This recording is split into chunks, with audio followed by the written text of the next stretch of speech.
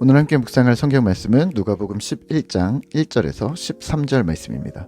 누가복음 11장 1절에서 13절 말씀입니다. 오늘은 8절, 9절 말씀을 읽겠습니다. 내가 너희에게 말하노니 비록 벗됨으로 인하여서는 일어나서 주지 아니할지라도 그 간청함을 인하여 일어나 그 요구대로 주리라. 내가 또 너희에게 이르노니 구하라 그러면 너희에게 주실 것이요 찾으라 그러면 찾아낼 것이요 문을 두드리라 그러면 너희에게 열릴 것이니. 아멘. 오늘 함께 묵상할 주제는 기도의 내용과 태도입니다. 본문 누가복음 11장 전반부는 기도를 가르쳐주는 장이라고 보시면 될 듯합니다. 우선 1절에서 4절까지는 주기도문입니다. 주기도문 아직 못 외우시는 분들은 없으시죠? 천주교나 타 종교에서는 기도문을 공식이나 비공식 석상에서 자주 사용하는데요. 저희 기독교에서는 공식적으로 기도문을 많이 사용하지 않습니다. 하지만 아주 없는 건 아닙니다. 많이 있는데 모를 뿐이고요. 공식적으로 사용하지 않다 보니 숨겨져 있는 경우가 있습니다. 하지만 대놓고 공식적으로 사용하는 기도문이 딱 하나 있습니다. 바로 주기도문입니다. 예수님께서 제자들에게 오늘 우리에게 직접 가르쳐 주신 유일한 기도문이기 때문에 우리는 주기도문을 매우 열심히 사용합니다. 주기도문을 어떻게 활용하면 될까요? 네, 맞습니다. 기도의 내용으로 사용하셔야 합니다. 하나님 나라가 이루어지고 신자인 우리가 그 기도문의 내용대로 주의 뜻을 이루고 하나님의 이름이 존귀케 되도록 신자의 사명을 다하겠다는 내용이 포함되어져 있는 것이 주기도문입니다. 하나님을 영화롭게 할 뿐 아니라 약자들을 돌보고 죄와 악에서 떠나고 불의에서 떠나 정의로운 세상, 하나님 나라를 소망하는 신자가 되겠다는 결단이면서 소망을 올리는 기도가 바로 주기도문입니다. 기도할 때 우리는 어떻게 기도해야 할지 잘 모르겠다면 이렇게 주기도문의 내용을 따라 기도하는 것도 아주 좋은 방법입니다.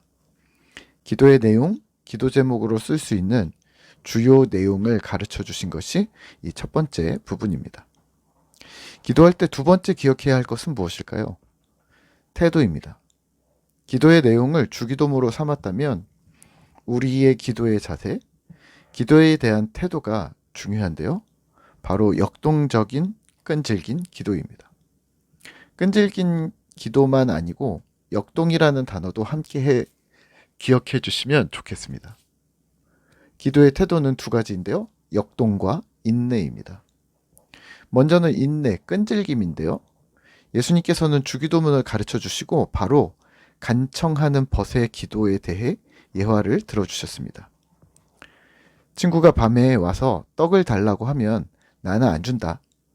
하지만 계속 간청한다면 귀찮아서라도 끈질긴 그의 요청에 못 이겨 어쩔 수 없이 들어줄 것이다 라고 말합니다.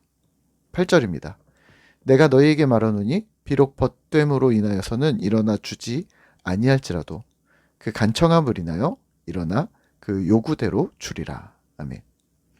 기도의 태도입니다. 하나님께 나아가는 자의 기도는 끈질겨야 합니다. 다시 말하면 인내입니다. 누가복음 18장에서도 앞으로 나오겠지만 기도하며 낙심하지 말아야 할 것을 예수님은 자주 이야기하셨던 듯합니다. 기도가 왜 낙심이 되는 걸까요?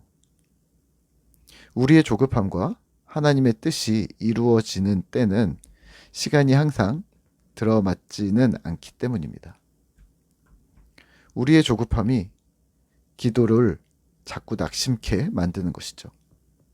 그러니 낙심하지 말라고, 인내하며 기도하라고, 끈질기게 끊임없이 주님을 소망하며 기도하라는 말입니다. 그렇다면 끈질기게 기도하는 것은 무엇일까요? 앉아서 5시간, 10시간, 눈물 콧물 흘리며 기도하는 것이 끈질긴 기도일까요? 아니면 하루, 이틀, 1년, 5년 기도하는 것이 끈질긴 기도일까요? 끈질긴 기도는 시간을 말하는 걸까요? 아닙니다. 낭망하지 않는 겁니다. 그런데 이 낭망하지 않는 것은 태도, 삶으로 드러납니다. 그래서 동시에 기억하셔야 할 단어는 역동적인 기도입니다. 9절과 10절입니다. 내가 또 너희에게 이르노니 구하라 그러면 너희에게 주실 것이요 찾으라 그러면 찾아낼 것이요 문을 두드리라 그러면 너희에게 열릴 것이니 구하는 이마다 받을 것이요 찾는 이는 찾아낼 것이요 두드리는 이에게는 열릴 것이니라. 아멘. 기도의 자세가 여실히 드러나는 구절입니다. 움직이라는 말입니다. 방 안에 틀어박혀 골방에서 눈물만 흘리고 있지 말고 기도하는 마음으로 삶으로 세상으로 뛰어들어 사역을 감당하고 주의 뜻을 찾고 힘을 내라는 말입니다. 신앙의 위인들로 우리에게 이름이 전해져 오는 분들은 모두 개인의 아픔과 슬픔, 갈등과 위기가 있었습니다. 하지만 그분들은 모두 사역을 담당하셨습니다. 사랑의 원자탄으로 잘 알려진 손양원 목사님은 아들을 잃었습니다. 두 아들을 잃었죠. 그리고 원수를 아들 삼았습니다. 교회를 세워 이웃을 섬겼습니다. 애양원을 설립해 한센병 환자들을 돌보았습니다. 슬픔과 아픔에 갇혀 있지 않았고 역동적으로 사역하셨습니다. 슬픔이 없었다거나 아픔이 기도에서 사라지지는 않았었을 겁니다. 그럼에도 불구하고 그런 상황에도 불구하고 움직였습니다. 이게 역동입니다. 제가 어릴 적만 해도 문제가 생기면 회사에 휴가를 내거나 모든 일상을 접고 기도원으로 일주일이나 한 달씩 들어가 기도응답을 받아오는 것이 신앙이라는 인식이 많았던 시절이 있습니다. 저도 군대 가기 전에 기도원으로 또 군대 다녀와서 앞으로 내 인생을 제대로 살아야 하는데 그 전에 하나님의 뜻을 찾고 삶을 시작하자. 그래서 기도원을 갔습니다. 기도원으로 시작하고 기도원으로 끝났던 거죠. 기도하는 것이 나쁜 것은 아닌데요. 소중한 결단을 하고 온 것을 저는 좋다고 생각하는데 그럼에도 불구하고 오늘 말씀에 비추어 과연 나의 기도는 역동적이었는가 라고 생각한다면 끈질김이라는 측면에서는 오케이. 역동이라는 측면에서는 기도원은 다소 아쉬웠던 것이 아닐까 하고 돌아봅니다. 이제는 중요한 도움과 결정이 필요해 특별히 기도회를 해야 한다면 역동적인 인내의 기도를 하게 되지 않을까 싶습니다.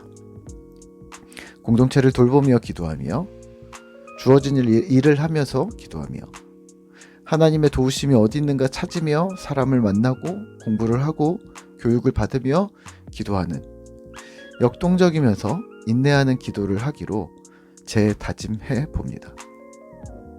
역동적이면서 끈질긴 기도를 하는 기도하는 꿈터 성도 되시기를 기도하겠습니다.